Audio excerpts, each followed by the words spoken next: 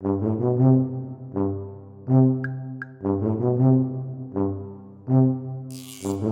back to Talkin' Shit, where we are talking all sorts of shit. Schitt's Creek, that is. I'm Jess Sterling, here with my co-host, who's wearing his fabulous favorite mink coat today, Stuart. Stuart, how are you? I'm doing good. I've got it packed in my little suity case, and I'm ready to go. We're at the end of the season, finally. We It's did been, it. what, 13 weeks? And it's gone too quickly. I'm not too pleased about that. I kind of want this to go on a little bit longer. But we've got how many more seasons to go? 5 more? 3? 5? I don't know. I don't remember. How many times have you watched this show? Hold on. There's 6 seasons total. Okay, yeah, 5 more seasons. Don't make I am the Jess Schitt's math Creek on the expert. podcast. Come on. Yeah, we all know I can't math. If you hear a familiar voice, it is my old community building co-host and someone who's here to buy the podcast while we eat some dinner together. Josh, how are you? I'm doing quite well. I will not be paying $1 million for this podcast, though. What? Are you sure it's such a that's because- sexier but number that's than only- 900,000? That's only because I was just about to sign the contract and instead slipped into a coma. So I'm podcasting with you from teeny from tiny coma though. From a very strange state, Mm-hmm. which is New York, Yeah. which is where Dave is heading. This is great. Yeah, David off in his truck, possibly to New York. This is really interesting because obviously Stuart has never seen the show. He's watching one episode at a time. Josh, you have a very different experience in that you hadn't seen the show, but you binged all of it in what, a few days? Oh, Finished the first season. Sorry, the first yes, season. in a few I'm days. glad you clarified that. So I had seen, I think, through the Wine and Roses episode. And you stopped because I love it. I love that episode too. And we were enjoying it. And that was like right around the time Mhm. Emily and I were watching it for the first time. And we were both like sort of meh on it. And then that episode was a bit of a turnaround. And it is strange that then we stopped watching at that point. Mhm. But we stopped watching at that point. Momentum just stalled. And when I knew you were doing this podcast, I told you I will happily come on for the end of the seasons, but only if I can like binge one season at a time. And so I have only watched through the season 1 finale of Schitt's Creek. I have seen no further than that. So it is like a little bit of a different experience than what you are having right now, Stuart, which is closer to what my community building experience was. And sometimes I would feel like Community went too slow and I wish that I could watch it faster. And so having like piled up 13 episodes of Schitt's Creek into a little ball and just like bounced it around a room for a day, I'm pretty happy. I'm pretty happy. This is a great binge show, and I'm a little annoyed that I said that I will only binge the seasons right before we start podcasting, because now it's going to be like 3 months before I can watch more. That sucks. Yeah. The show's great. Love it. No You're surprises here. living the life that I want to live, because I kind of finish every single episode and I have this moment. I mean, I love this podcast that we've started, and don't get me wrong, listeners, like I love all of you as well, but I resent it so much. Oh when I yeah, finish this an is how I episode, felt on because Community I know, as well. why can't I watch the next one? No, Yeah, I can't, because This I'm is gonna why I ruin would the bit never where Jess do asked what me I about the did on episode. Community again, ever, which is what you're doing now. So I You gotta know be the smart I one know and be the one who's already seen all of the show. Stuart, I Yeah. know like sort of like this very unique tiny violin problem that you have, like Yes. intimately well. I don't need the sheet music. I can play that song by heart. So if you ever need to talk to someone, talk to me, but do it offline, because no one else is going to feel bad for either of us, because we're on a podcast that's very fun. So it is a champagne problem, I believe they call it. Completely, yeah. Yeah. So Josh, what are your takes so far through 13 episodes of the show? Who you loving, who you hating, how you feeling about it? Yeah, I've loved it. It's been very fun to see like some of these characters who I know through like pop culture osmosis, manifest on screen. I think like David Rose, Dan Levy's character, is one of those like very ubiquitous characters anymore, and Eugene Levy is obviously legendary. But I think I had forgotten just how much I missed Catherine O'Hara in my life. That, I'm a Home Alone kid. I'm a Home Alone 2 Lost in New York specifically kid. Very close to home, that one. And Catherine O'Hara has been, sort of a fixture of my life since my childhood, the Christopher Guest stuff, and I just haven't seen her in a lot lately. And she is so fabulously weird as Moira. Moira is just like a terrifically weird character. Her shifting accent, her various wigs keeps me very busy on Wig Watch. So Moira, I think, is probably my favorite character overall, with Alexis close behind. I think she is incredible. Oh, Annie Murphy. interesting. Okay, Yes. this is very interesting to me because obviously Moira feels like the chalk pick in terms of she's so unique. There's not another character out there like her. Alexis, I find interesting, especially Stuart. We've talked a lot about the Alexis Mutt Ted of it all. And like, I think as a result, Alexis has gotten a lot of LVP points from us. You know what I mean? Like, she's been the disgruntled pelican quite a number of times as a result of how she's treated Ted and just like her kind of relationship with Mutt. So I don't know, Stuart, what do you make of this? It's interesting, but then I'm not surprised because Alexis as a character is actually really fantastic. It's just that her behavior in this season is not been the best, and it's like I think you can separate the two because she's a comedically written character. She has some of the best lines, and just the way in which she is at times in her own bubble, away from everything, and kind of isolated. Makes her completely hilarious because she's totally, I mean, she's Moira's child, like completely. So the two share that. But yeah, it's the behavior that comes with association with Mutt, the whole kind of drama with Ted as well. That's where she falls down. So maybe we might be getting to a point where we might be moving past this. I mean, it's certainly going to come to a head. So it definitely feels like it's going to come to a head. But I feel like, I guess I feel similarly about Alexis as I did about later stage, especially Britta on Community, where a lot of this for me is just where that was like Gillian Jacobs just absolutely amazing as Britta and so funny and often like rose above the material, is how I feel about Annie Murphy as Alexis. Because I don't have a lot of Annie Murphy exposure. She's probably the least exposed of those four core roses for me. She's the most unknown for sure at the time of the show. I've seen the Black Mirror episode and stuff, but like I don't, I don't have a ton of experience with her as a performer. So she's just surprising me scene in and scene out with the ways that she could sort of effortlessly be deplorable, like she could just like be, but really, she's so charming in the ways that very she is. charming on her way to the bottom. And I do see there are these moments in her character that are kind of interesting too. Sort of like I guess like, so I've known tangentially that people love this show and worship this show. And one of the things that's been hard for me in reconciling everybody's adoration for Schitt's Creek has been like, okay, but from what I saw, it doesn't seem like there's going to be much of an arc or a story, and it's going to be very episodic. And after a while, how much can you do episodically within this context?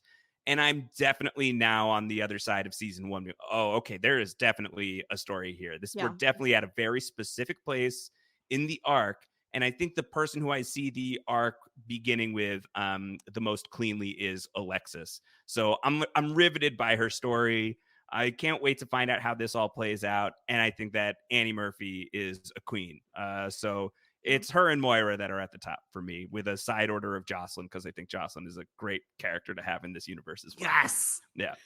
So happy to have more people in Jocelyn camp. I love her. I could do with a whole lot less Roland, which is interesting because you would think Roland is sort of my Chang. But it ain't working for me this time. I'm sorry, the pillow down the shirt, as to make him look a little chunkier, that didn't work for you? I can't with Chris Elliott doing that. No, I can't. And I like Chris Elliott generally, but this is not it for me so far, at least. Yeah, I think Stuart and I were pretty surprised, and we'll talk a little bit more in depth about this next week during our season wrap up, but I think both of us were a little surprised that Roland wasn't getting more disgruntled pelican points throughout the season. Like you'd think based on the first few episodes that we're like, you might as well just call it the Roland Award. Like it's going to be bad. Yeah. But it turns out that like he's a pretty nice guy. Like, he's pretty Sure. generous. As much as he's disgusting, he's also pretty generous. So, you know, you win some, you lose some, I guess, with Roland. But, all right, let's do a quick little recap at the top of our finale, Town for Sale, and then we'll dig into some of these storylines here. Schitt's Creek is for sale, and the Roses finally have an interested buyer, so it's time to pack on up and move on out. David plans on moving back to New York, but he doesn't want to go alone. But when Alexis turns him down for an offer of living together, David asks Stevie to move in with him. Unfortunately, she misconstrues this as a romantic gesture, and when she realizes that it's not a romantic gesture, she turns him down. I cannot wait to break all of that down. When Alexis tells Ted that they're moving, he proposes. She would accept if she were staying, but she's not. So when Alexis finds out that Mutt continued to do community service solely to spend time with her, she confronts him and they sleep together. Ultimately, Alexis may be engaged, and she also may have cheated on her fiance. Moira graciously gifts Jocelyn a fur coat, which Jocelyn immediately regifts to Ronnie because it's just not her style. And Johnny and Moira are forced to endure a dinner at Casa de Schitt with the brutish and brash town buyer Andy in order to get the town sold. Unfortunately, right after he agrees to pay $1 million for Schitt's Creek, Andy dies at the dinner table, or at least goes into a coma. And the deal obviously falls through. So where does that leave the Rose children? Well, Alexis just cheated on her fiance, and David takes Roland's truck and skips town. So that's where we'll pick up next season on Schitt's Creek. Stuart, reactions to this episode? So much happened. I'm watching it for the first time. I was there thinking, okay, we're getting into the thing. They're going to settle down. Something's got to go wrong. Like, there's no way they settle down and somehow stay there for 5 seasons. I think that might come later on. That's a little like kind of speculation on my end. But when you saw Johnny just running exasperated to kind of like break the news to them, they all start cheering. I'm not gonna lie, I felt a little pang of just why are they that excited? I kind of have they not grown to love the town like I have? Like, but then you see through the episode they have in certain ways. Like, you've got the Ted and Alexis of it all. You've got David and Stevie. David, who is all over the place in this episode, and I can't wait to really dive into the real meat and bones of that. But then I was kind of surprised by Moira and her reaction to the whole thing, because of course she does the comedic thing at the beginning where she's like full on breaking down crying at the beginning because of just how happy she is. Yeah. But then she kind of has this connection moment with Jocelyn, and yeah, she still wants to get out. Like, it's not going to like change her mind and stuff, but they were still displaying these kind of affections towards it, and that really kind of filled my heart. Like, I'm fully falling in love with this show and the characters because it's given me those warm fuzzies, and I got that completely from this. But also, it broke it as well. There was just so much that completely threw me off with this, because I was expecting it to be almost like a celebration in a way. I didn't expect it to go in the way it did. So yeah, there's just a lot A to celebration unpack. from the Roses, from the town. I think both. Like, I thought it would be that maybe the town is up for sale and they choose not to, or maybe it's something You that's thought it like would be the promised in Rose's the future. decision not to leave versus them not being able to leave. Well, yeah, Yeah. and not just not being able to leave, but like their chance at leaving, dying at the table in front of them is Them like, trying to mime his hand to sign you the know, like contract. their path out was this sleaze bag who walks in looking for this douche that he's buying a town from, right? Mhm. And he can only be spoken to, like, he only speaks douche, which Roland is like fluent in, so he's able to work him over. This is who they're going to have to get the hand from in order to leave this place. It's just so illustrative of the depths of their despair, and Yeah. how low they are, that they're willing to take a handout from this guy. And even this guy dies at the table. So it just says so much about the situation that they're in. And I agree with you, Stuart, that I really thought that they were going to decide to rip up the contract or, oh, we have reasons to stay. And I think a lesser show does that. And I think the fact that the choice is ripped from their hands through death is pretty amazing. Really, really good, strong development, I think. Yeah, and that they're able to play it off comedically, right? Like that. Yes. Let's get into talking about Johnny and Moira a bit in that dinner scene where Mhm. Moira is really flirting with disaster. Like she's playing with fire. She's, upselling this man because she obviously cannot stand him. He's rude to her and she just wants him to pay more. What's the harm? He's an idiot. He's an egomaniac. He'll pay more money for this town. Um and yeah, I think it's interesting that of all of the characters, we'll get into Alexis and David in a minute, but I think Moira and her friendship with Jocelyn is certainly something to watch and to admire that they have that interaction. Moira genuinely does seem a little bit hurt that Jocelyn gave away this coat that she viewed as like this massive gesture of a parting gift. It's a very expensive, fancy coat. And Stuart, she genuinely seems pretty upset that Jocelyn so quickly gives it away. I think I was a bit conflicted because I wondered whether it was because she was upset that Jocelyn had, in a way, rejected the friendship. I don't think that she took it as that. I think it was more that Jocelyn rejected Moira's almost not a way of getting out of Schitt's Creek, but a way of escaping it in a way of like, well, here's a little bit of glamour you can have in your life. And Jocelyn's like, it's not me. And I think there was that kind of disappointment coming from Moira.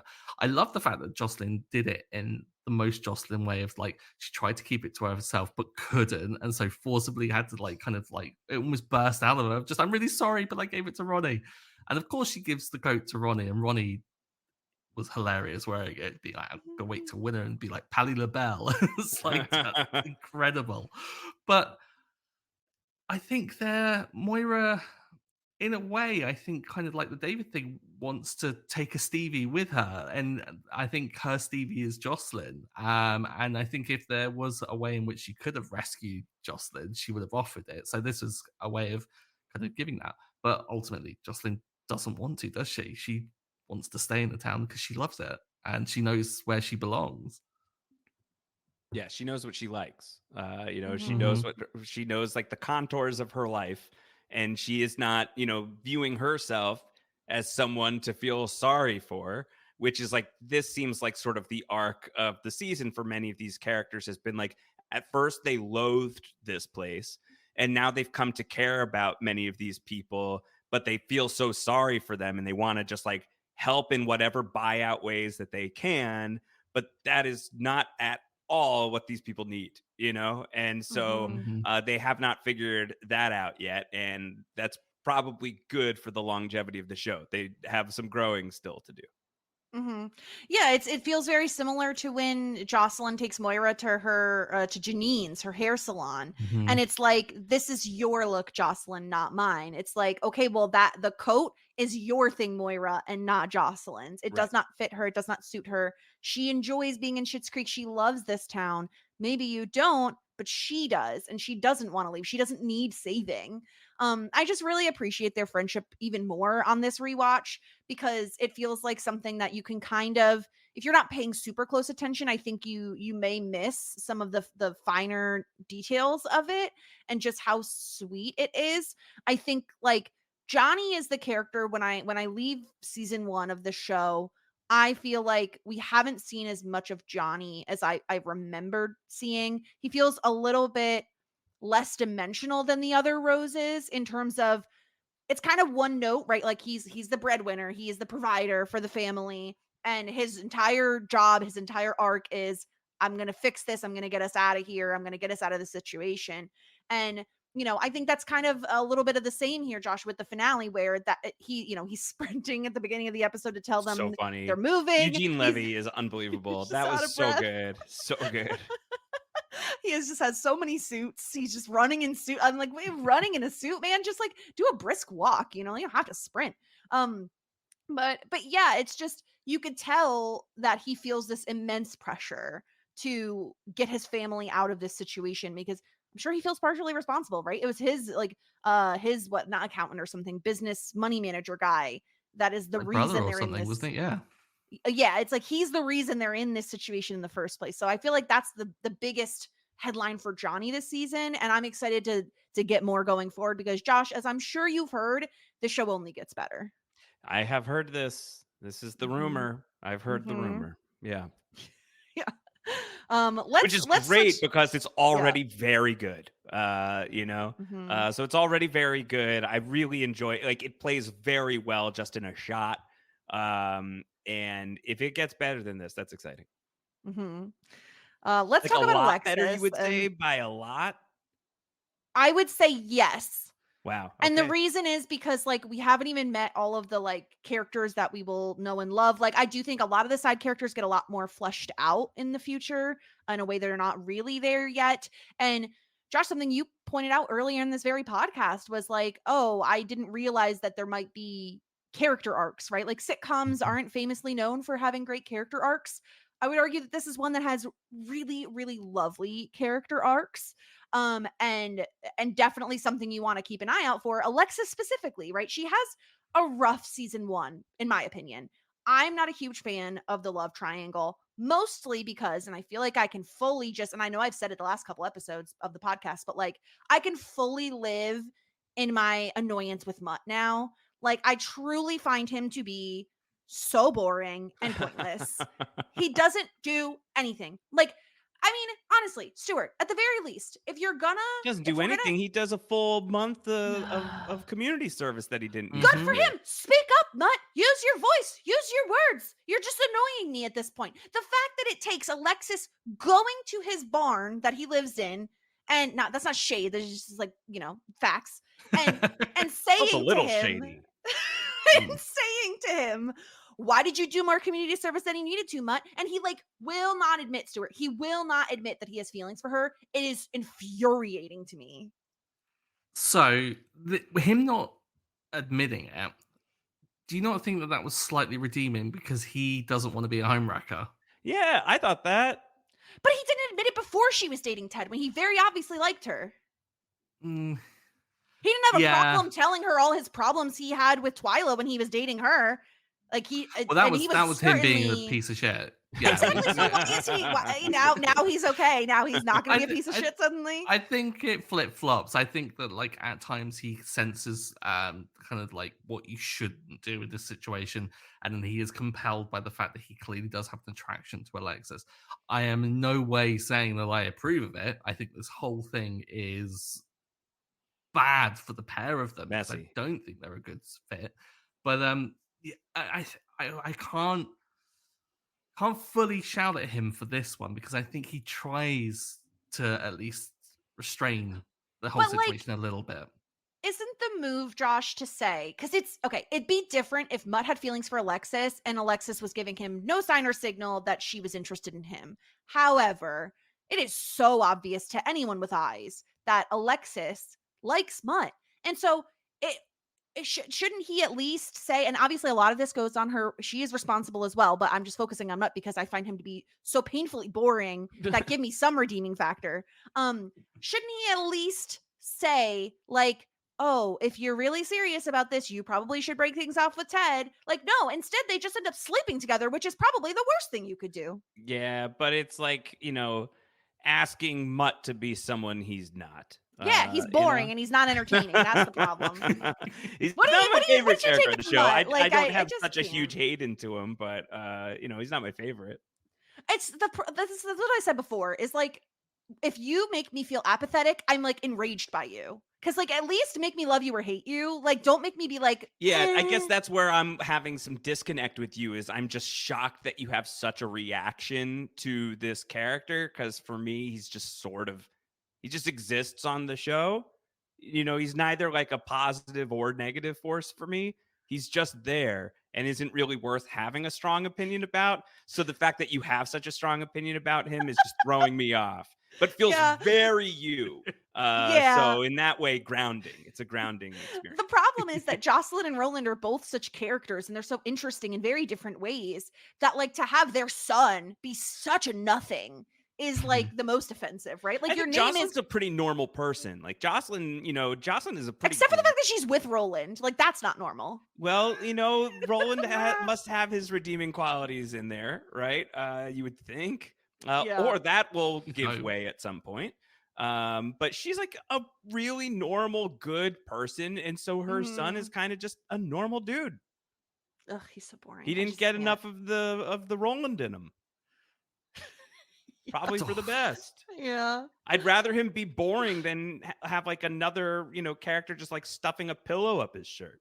It's ridiculous. It's really, yeah, he has abs instead. Just abs. Yeah, for I'll days. take the abs over the Yeah. pillow. Yeah. Just because it looks so ridiculous on Chris Elliott. What's he doing? What a choice. It is insane. Yeah. Stuart, what did you make of Ted's proposal? Is this, I mean, I can't remember if we know how long they've been dating. It's only been a few months, It's though, I been think. weeks. Yeah, it's been months at best. Like it was Yeah. like only and like a few episodes ago, I think they acknowledged that it'd only been a few weeks. Maybe that might have been hyperbole. Maybe they're kind of like trying to limit That's how it. long But they've been either in way, town or how long they've been dating?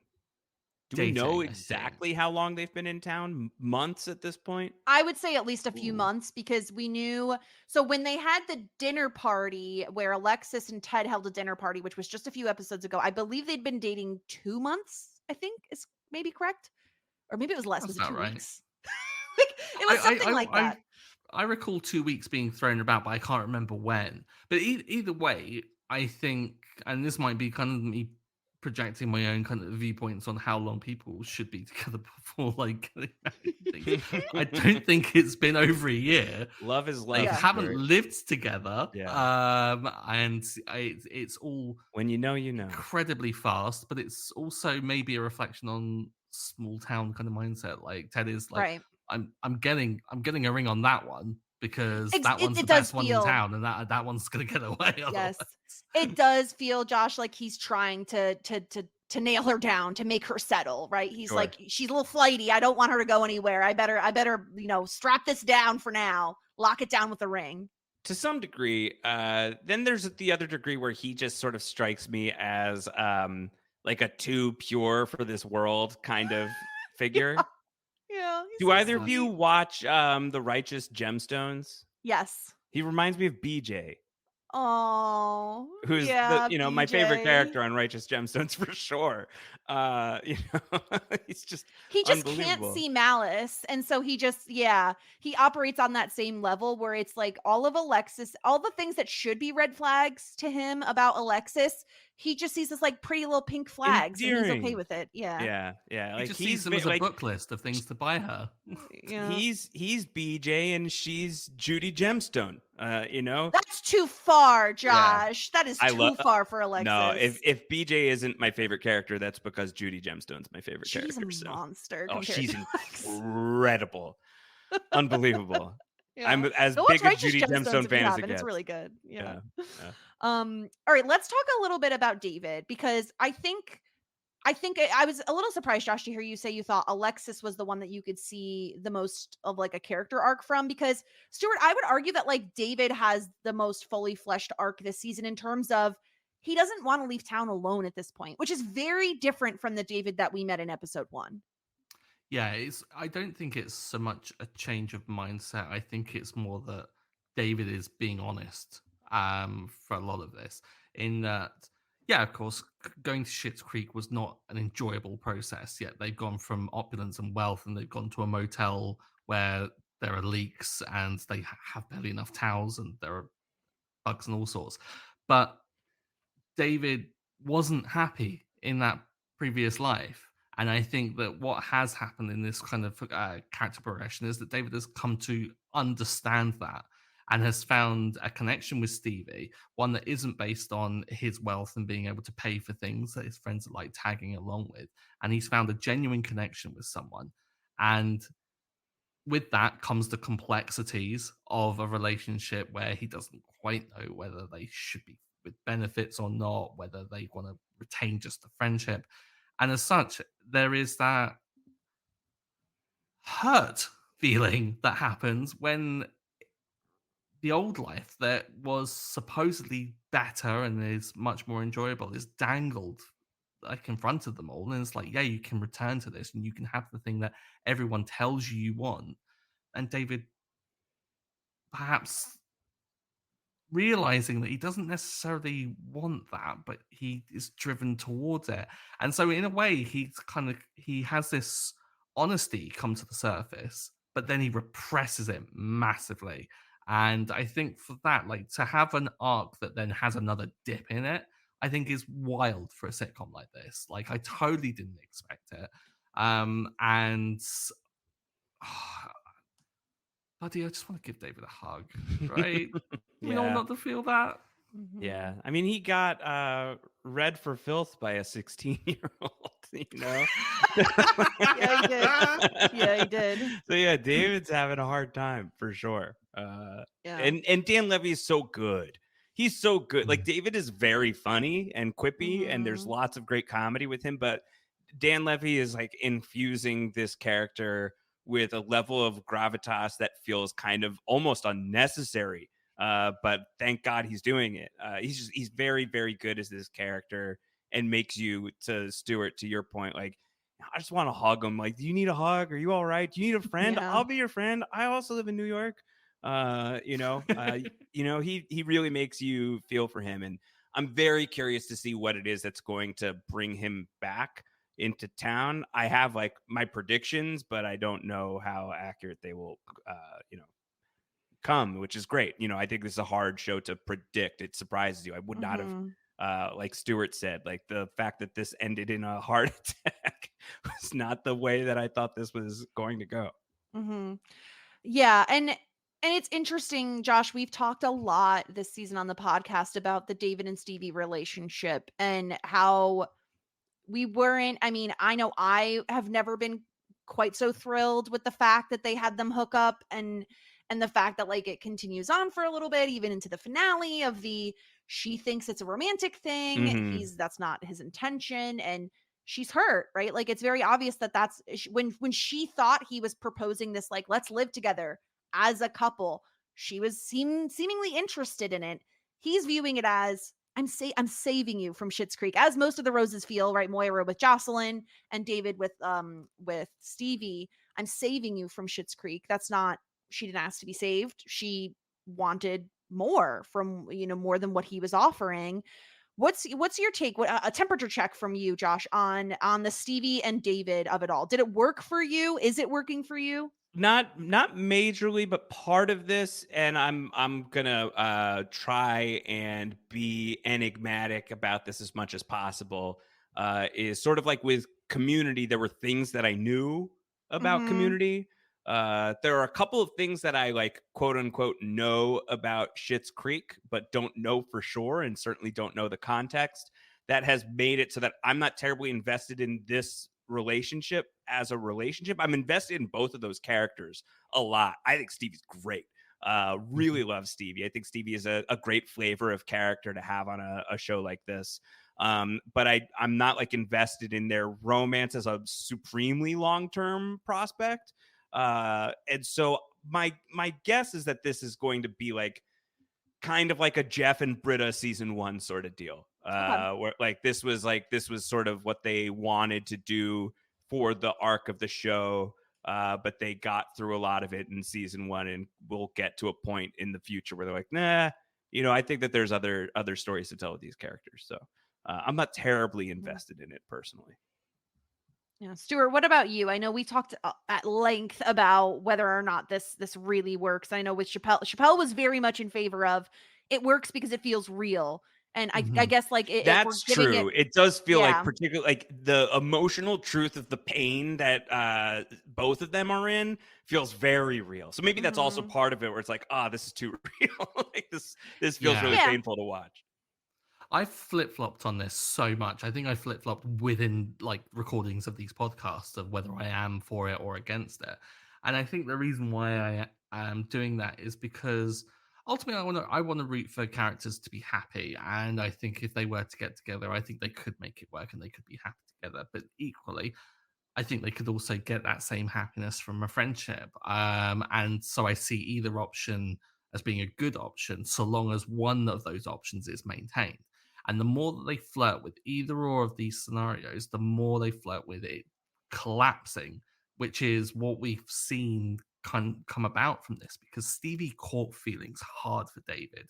And you could tell by the way in which, when he gives that invite, you could see her just light up with the thought of just, oh my God, not only is he going to whisk me away to New York and we'll get away from it and we can have the cronuts at a flea market, as Alexis described, but we can, you can see her just think about what this could be, and then it just gets cut out from underneath her when she realizes that he doesn't share those same feelings in terms of a romantic sense, but does have those strong feelings enough to invite her to go live with him in another city and go all in on the friendship.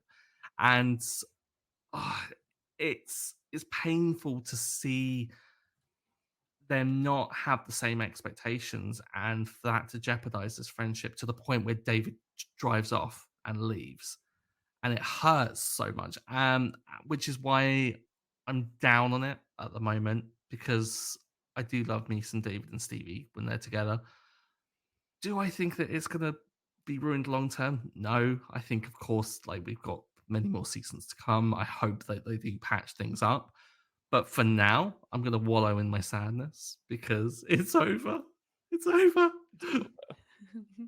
Yeah, I think the reason this, I mean, and obviously I just I've seen the whole series, so I know more than the both of you do in terms of what's to come with Stevie and David. Mhm. But I think I always was just resentful that they ever even tried to do a romance storyline with them, because I always just wanted them to be friends. You know, it always felt like they had such a wonderful friendship that I was annoyed with the show for leaning into something that I viewed as very tropey and like overdone in a lot of sitcoms. It's like, oh, if you have two characters who are interested in like that sort of that those genders, then they're obviously going to get together. It's inevitable. It always happens on every show. But setting that fact aside, I think the way the show handles it feels at least very real and true to life, which is nice. Because sitcoms can be very, over the top, as we've seen with a lot of these characters. But yeah, David is off. We don't know if he'll be back, when he'll be back, what's going to happen with him. But this seemed to put him over the edge. The fact that he invited Alexis to live with him, she turned him down, then he turns to Stevie, and it must feel very lonely. And that breaks my heart for David, because I've said this before, David is like probably my favorite character. I love him so much. I find him to be one of the funniest, but also just heartwarming characters overall. And Mhm. I think Dan Levy's performance is just absolutely incredible. Like, he obviously got some acting chops from his father, because I find both of those characters to be very endearing when you wouldn't necessarily expect, especially David, to always be. Um, so we'll have to wait until next season to find out what David is up to. But before we get into some feedback, Josh, I know you mentioned you had some predictions, and since you're not going to be on with us next week, Stuart, you're going to be here, so you're going to hold off on your predictions for now. Josh, Mhm. what are you predicting for next season for David, for any of these Yeah. characters? So the only prediction I have is about David. Okay. I predict that David's gonna get a flat tire and need to be hauled right back into Schitt's Creek. You get Bob turning up with the like. Pick him Yeah, up. it's sort of like Saul Goodman like reverses the car Mhm. in the season 2 premiere. Like I think they're just gonna have to bring him right back. Is my Okay. guess. That's the only Josh, prediction I have. did you notice the Bob jog? I have to ask. Mhm. I'm sorry. Okay, Bob, the character Bob, Bob who owns Bob's Yes. Garage. Make note that anytime you see him, whenever he's moving from point A to point B, doesn't matter if it's 10 feet, doesn't matter if it's 100 feet, he's doing a little jog. And when he gets to where he's going, does a little clap. He I jogs will and say does a little clap every time. there has been one instance of this, and yet it has become No, this like no, there's been more than cornerstone of a that. law within this I podcast that can Jess point is to trying to make 2 happen. times he's done it. Is Bob the Garrett or the Leonard of Schitt's Creek? Probably. Where He's is he not on as that much of an spectrum? antagonist as Leonard was, so Uh-huh. probably more of a Garrett than a Leonard. Okay. Like you Yeah. kind of feel bad for him a lot more. So I would say Yeah. Garrett. Yeah, Bob is great. People don't appreciate Bob as much as I do, and for that they should feel ashamed of themselves. Who's 'cause the he's purer incredible. soul, Bob or Gary Gergich / Jerry Gergich? Oh, Jerry for sure. Yeah. Yeah, but we're both on a similar level, I would Yeah. say. Okay. Got it. Yeah. All right, let's get into some feedback because we did get a lot of it. So thank you all for sending in so much feedback. This is from Trish. I think this episode puts a lot of things in perspective as a viewer. How much all of them still want to leave, but how have made stronger connections than others. Alexis is so superficial and not really thinking of anyone besides herself. David desperately needs to have company and connections he has made and wants to keep them. And I think moving Stevie with him would have been fantastic before they became friends with benefits. Now it feels so sad. I think the buyer guy was always looking like a heart attack waiting to happen. So when it did, I wasn't surprised. Also, no surprise him and Roland got on so well. I hope Moira isn't expecting she can take her coat back from Ronnie. Stuart, do you think she will? Do you think she's going to try to take that coat back now that she's staying? I hope she does. Because I talked about this last week about the battle of the powerhouses of just Moira and Ronnie facing off, and we had a little tease of it with the whole "and you are." Mhm. Imagine if we get Moira versus Ronnie part 2. Like, I'm here for that. Yeah, I agree. I think it's just that's even as you just sort of imagine it in your mind's eye, that it is just such a great episode, right? Of Mhm. Moira trying to get the coat back. Yeah. That all of the various directions that could go in are just way too amazing to not explore. So I expect we'll get something there for sure. Mm-hmm. We also heard from Katie, who we've shouted her out before. This is Nick's wife, who's not into podcasting at all. She doesn't listen to podcasts Yeah, me except our neither. podcast. Yeah. Which is so exciting and just it's so nice to hear. And she says, thanks so much for the shout out. As Nick said, I'm not a podcast listener, and anything he recommends to me, I usually decline, but I've really enjoyed listening to your podcast. And she does listen on 1x speed, which we do appreciate, but poor Nick wants to listen faster. You know how it is. 1x is hard. 1x is Yeah, tough. it is. Yeah. We're currently on our honeymoon, 4 years delayed, which I want to say 2020 married people unite. I understand what that is like. So listen to this while driving through northern Spain. We loved hearing our names as we rolled through Asturias. I don't know how to pronounce that. Is it Asturias? You guys are more well traveled than I am. Just say it is. Yeah. Okay, sure. That's it. Asturias. Asturias. Yeah, sure.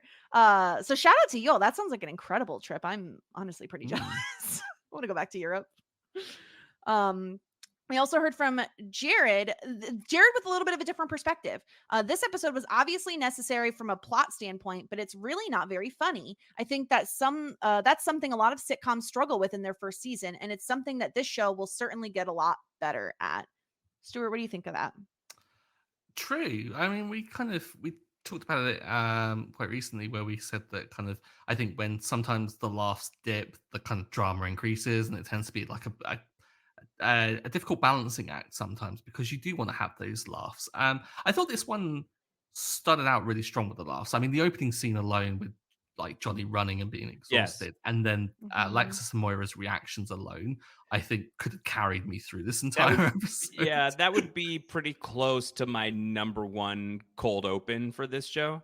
Yes. Was what we got in the finale, and I was living for Moira's reaction on top of just Eugene Levy's breathless performance, and then thinking about how many times maybe did they have to film that was a fun place to live in while I was watching that scene.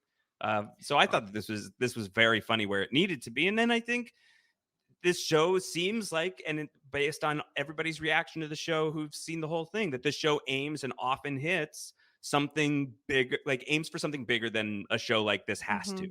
And so sometimes, yeah, it's not going to be like bust out loud, hilarious every beat. But I think even within an episode like this that felt like it had to accomplish a lot to wrap up the season in a satisfying way, if it only had that opening scene, that would be enough. But I think it's got more moments than that too. Yeah. Continuing some more critical takes. So we have a message from Ethan. Overall, I would say that I'm enjoying the show and quite enjoying the podcast. We appreciate that. But definitely surprised that it's considered so well regarded, although I'm expecting it to pick up based on all that's been said on the podcast. Maybe an opinion that will age poorly, but through the first season, I wouldn't say I've particularly liked Moira. Not sure if that will change. Maybe the type of comedy isn't quite clicking with me. And normally I like Catherine O'Hara and other limited things I've seen her in, but so far it hasn't quite clicked for me. Josh, as someone who has said on this podcast that you really love Moira, what do you say to that? What do you think it is that maybe isn't clicking with I someone don't like really Ethan? know because right now she's clicking with me in a big way. But I actually, when I was trying to watch the show the first time, she wasn't. And then it was that the vineyard commercial that really completely turned it around that first time. Erdlinger. So I was already with that kind of in my heart, aiming for that on this binge watch of season 1. So I don't know. I think maybe to some degree, she's just so weird that you have Yeah. to get used to her. I think it's She's like very outlandish in a way that feels like almost like fake she's in a way she's sometimes. not Yeah. vanilla ice cream. You know, she is not she's not like a basic flavor out of cold Mhm. storage. She is, I don't know what like the unusual flavor of ice cream she She's like is. Rocky Road mixed with like cotton candy. Like it's such a Yeah. It's She's off weird, and menu. you're like, that doesn't sound good. And then Yeah. you like keep eating it, and you're like, how did I live before Rocky Road and cotton candy? Mhm. So I think Moira might be that. Yeah. That's very fair. And then Aaron, we talked a little bit about this with Ethan's, or excuse me, Jared's comment. I'm actually surprised this is the season finale. It's not my favorite. There's not a lot of laughs, a bit too much cringe, and a bit of a bummer for everyone. Season 1 is great for world building and warming up to the roses, but it actually wasn't as perfect and funny as I remember. I thought the show found its groove faster than it did, but season 2, look out, we're coming for you.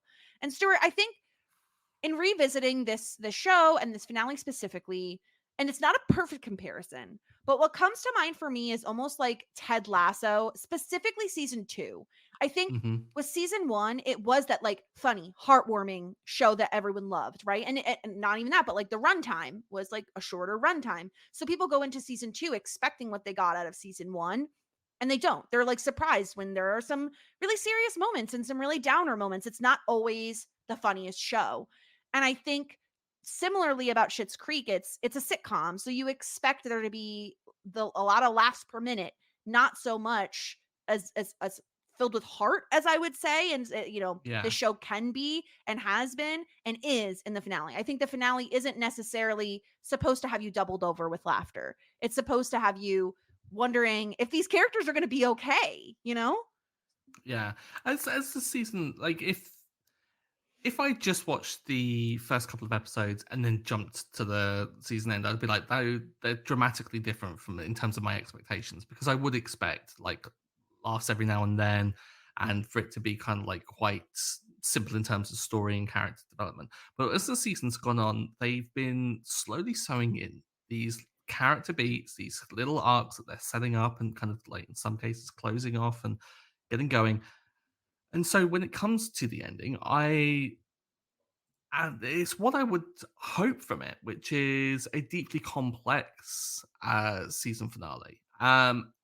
I do agree with everyone's sentiment that it's not the laugh riot that previous episodes had. It's no cabin, it's no alley but for me at least, this is what I want from the show. Is I want characters who are real. And even as kind of crazy and outlandish Moira is, even as outrageous as David's fashion can be and everything like that, they still are real characters to me. And so seeing them get to this point at the ending where we are getting really some proper emotions coming out of them and real big decisions in some cases. For me, it really works, in spite of the lack of the humor.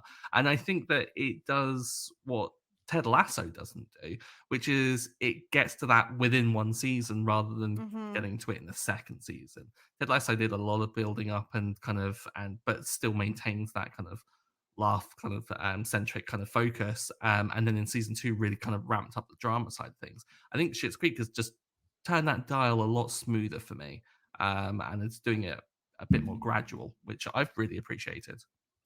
Mm-hmm.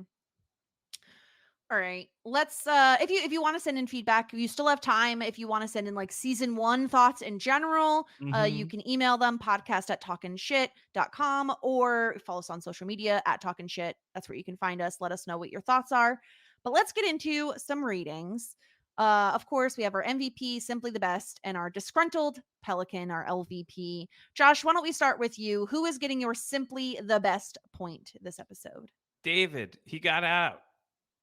He did it. He's the only one, you know. I'm not saying that that's like, you know, what should happen long term, but as far as short term goals, the Roses were trying to escape Schitt's Creek all season long, and only one of them did it, and it's David. He's simply the best. Mm-hmm. Do you consider it that David got out, considering it might get a flat tire and have to put it in reverse, get Bob out to Until help him? it's currently, Stuart, it's Schrodinger's flat tire. It hasn't happened. It hasn't happened until it does. Yeah. Stuart, what about you? Who is simply the best? I am really struggling on this. Like really, because I can't think of a single person to give it to. No one was like no one, Well, or I everyone think is so good that it's. Well, I think everyone has, in a way, is kind of lost in this episode. I don't think anyone's won. Like, if you think about it, like, Alexis has cheated on Ted and has kind of jeopardized that. Ted's been cheated on and has been denied a proposal. Mutt has, well, Mutt's Mutt. Roland and Jocelyn have had someone die in their in their dining room. Moira and Johnny haven't gone out of Schitt's Creek. I think I've got to give it to Ronnie. Ronnie got a coat. That's a good pick. Ronnie got a coat. Yeah, I like that. That's hilarious. I think if this was a system where I'd have to give multiple MVPs, yeah, Ronnie would be on the list for sure. I love Net how win also for Ronnie. Yeah. the way she has it just draped on her shoulders is just everything. Like she's like, this is fashion. This is it. I don't care if it's summer. Knockoffs are getting really good now. Yeah. All right, I'm gonna go with Josh here. I'm giving my point to David, and the main reason I'm giving it to him, not because he got out or anything, but because I think there's been some significant growth from him in terms of realizing what he needs out of life and realizing that like the friends that he had in New York weren't great, and they did take advantage of the fact that he had money to spend.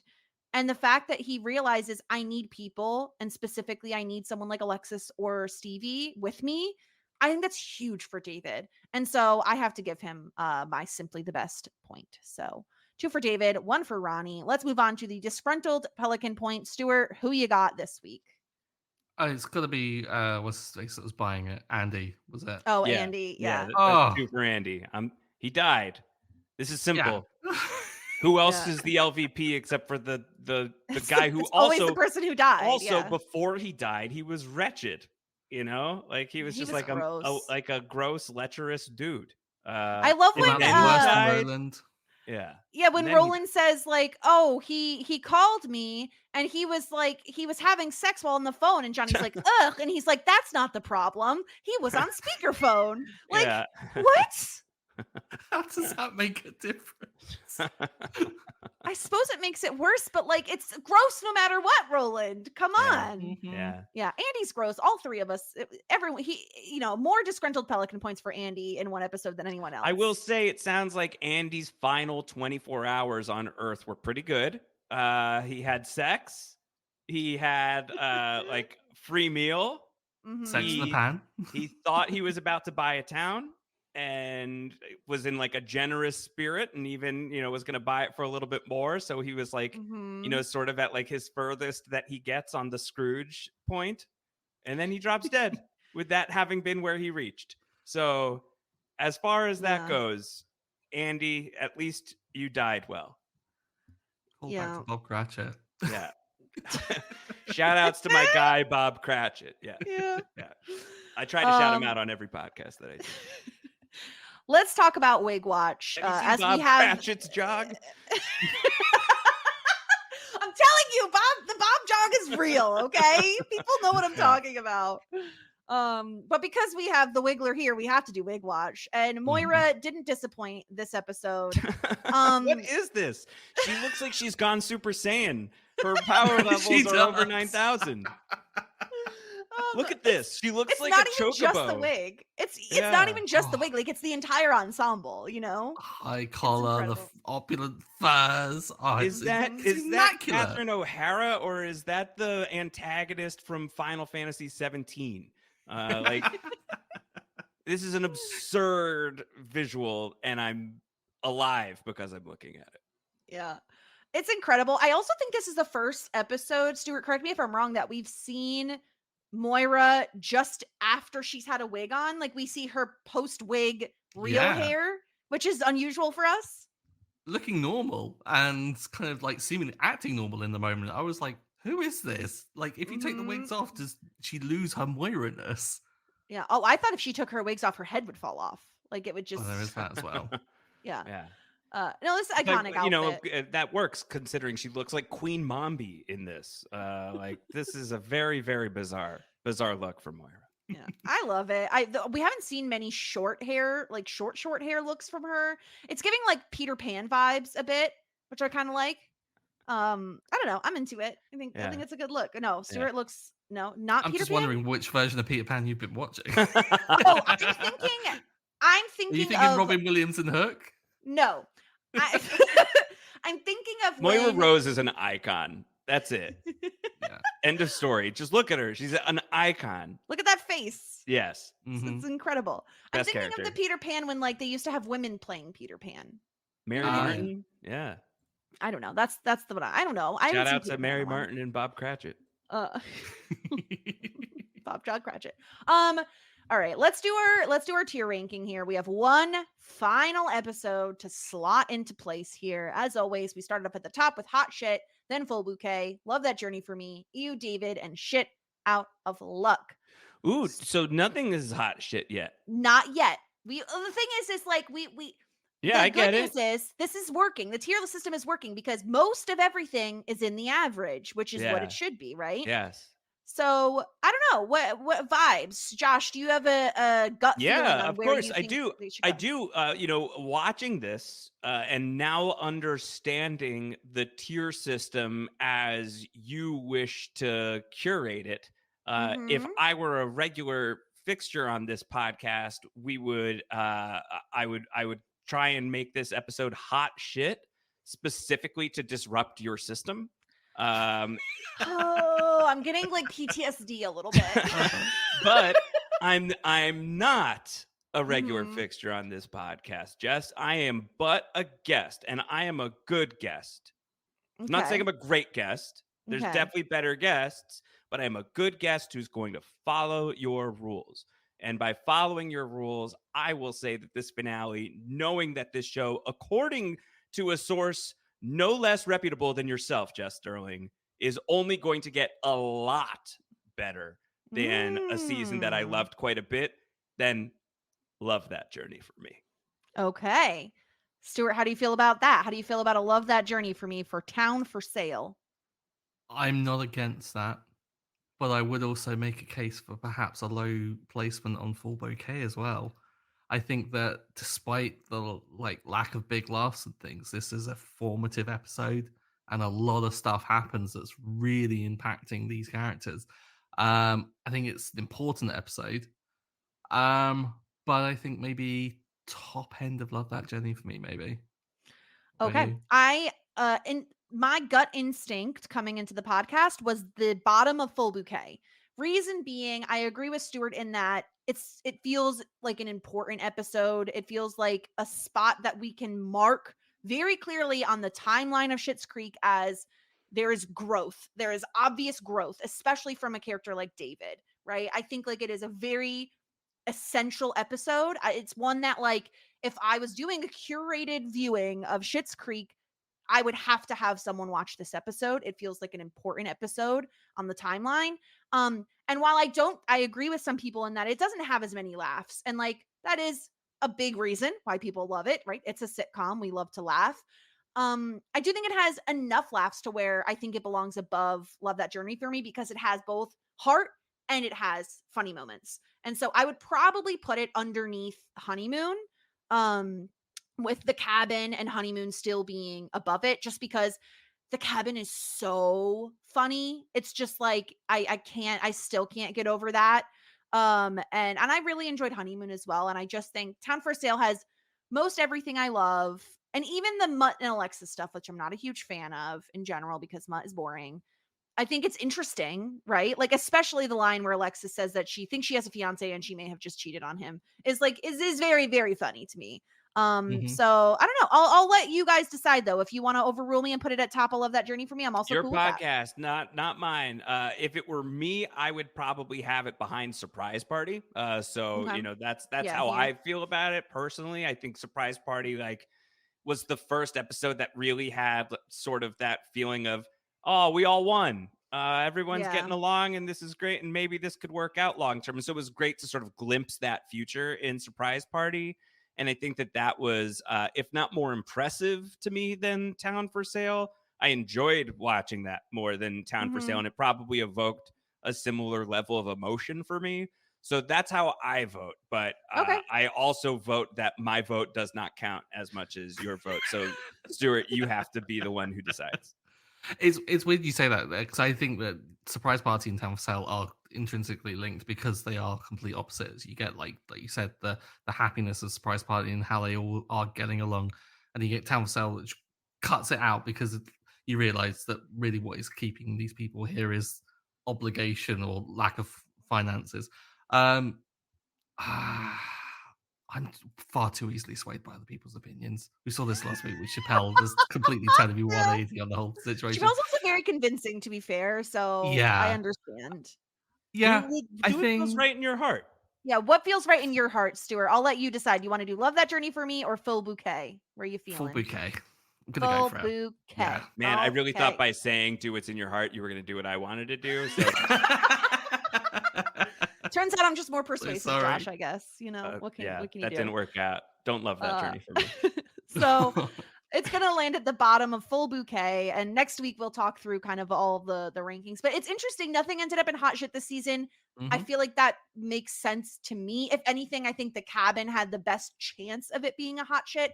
But like, there are just so many great, incredible episodes we haven't gotten to yet. So I feel very good about this placement. And the good news is, Stuart, we no longer have to remember any of this because next season we are wiping the slate clean. We are not going to be plugging in season 2 amongst season 1. No. I have far too bad of a memory for that.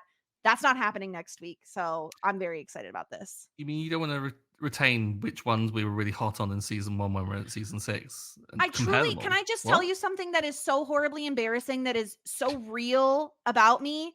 Like, I live in a house that does not have central air. We have window air conditioning units. Okay. They have filters. Sometimes those filters need to be replaced. I cannot for the life of me remember if I bought them. Like, I may or may not have ordered them online. And I remember looking at like General Electric's website and being like, oh, they're cheaper here than anywhere else. Maybe I'll buy them. I can't find any emails on if I ordered them. I don't know. So what I'm going to do is wait 2 weeks and see if anything shows up. And if it doesn't, I'm going to have to go buy them. It's sad. Okay, Stuart. I watched the Buffy movie in October of 2023. And in my mind, in my brain, I had never seen it before. Yeah, What's I was wrong? really confused as to when you were doing like a collective watch and were acting as if you'd never seen it before. And I was like, I'm pretty sure you streamed it for everyone to watch. I did. Indeed, I did. And I don't remember it. I've missed Very convoluted way of saying you're not going to remember. It's just not okay is the problem. Like, It's my great. brain is broken, and this is why we have to do things the way we have to do them, because my brain is broken and can't remember anything, and it remembers really stupid, tiny things that don't matter. Classic mulch. Looking at the positive of it, it does mean that we can draw a line under it and have a new like base setting for a season. Exactly. Yeah. So Great. there's the positive. Next week, we're going to wrap up season 1. So again, you have time to send in your final thoughts on season 1. We're going to talk through some of the character arcs, our favorites, our least favorites. We'll calculate our Simply the Bests and Disgruntled Pelicans to see who is the official Disgruntled Pelican and Simply the Best for season 1, which will be really fun. I can't wait to get some predictions on that. And then they'll drive off into season 2, which I just have to tease a little something. Stuart, I warned you when you watched the finale, like right after we covered the last episode. I was like, you're gonna have to wait like 2 weeks before you can watch another episode.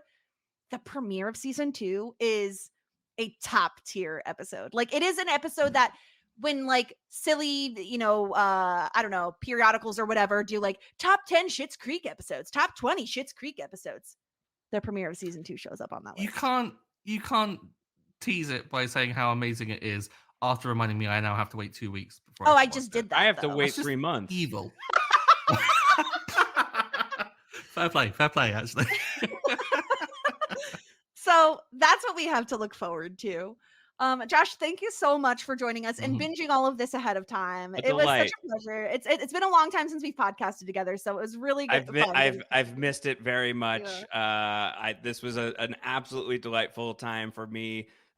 Thank you, Jess. Thank you, Stuart. And again, Stuart, if you ever need to talk to somebody who can understand the really tiny violin problem of having to wait weekly to watch a show that you could otherwise binge and then have to podcast about it while everybody else has really strong opinions about this show that you're late to, that you're watching incrementally, publicly. If that's ever stressful for you, feel free to reach out. I am available. Absolutely. Jess, there's no one who you can speak to who's been in your position on either of these podcasts. So no, that's okay. Unfortunately, on your own. I'll just rewatch the show another time and I'll be fine. Yep. Sounds right.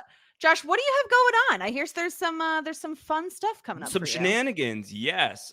So post-show recaps is over, but we're just getting started bringing scripted TV coverage back up online over at RHAP. I am heading up that effort, and we are getting darn close to some podcasts being in your feed. So stay subscribed to that original post-show recaps feed. That's where this is all going to show up. We are going to be presenting some new things to you pretty soon. So very excited about all of that. Been a lot of hard work behind the scenes that Jess has been privy to. So it's very exciting that this is finally going to get back. I've missed all of you in podcast land. Very excited to re-engage. Yep. Stuart, anything else to plug? Anything to promote? What's on your mind? Got going? Anything going on? Nothing to plug. As you know, I've just been busy watching Survivor for the first time, so I have that to do with my time now. But yeah, if you want to get in touch, Stuart Drinks Tea on the socials. You'll find me there. Incredible. As always, you could find me on Shit 90 Shows Taught Me, talking about Buffy season 2, as well as Felicity season 2. There's just so much going on, and I still can't forget Felicity for that haircut, but we move on. We try to move on. So check me out at Shit 90s Pod and at the Jess Sterling. And next week we'll be back with just a wrap up of season 1. We'll get to chat about season 1 all together. Until next time, what is it, Stuart? Is it best wishes or warmest regards? I can't remember because you say warmest regards, I say best wishes. Thank you. Warmest regards. And best wishes. Bye.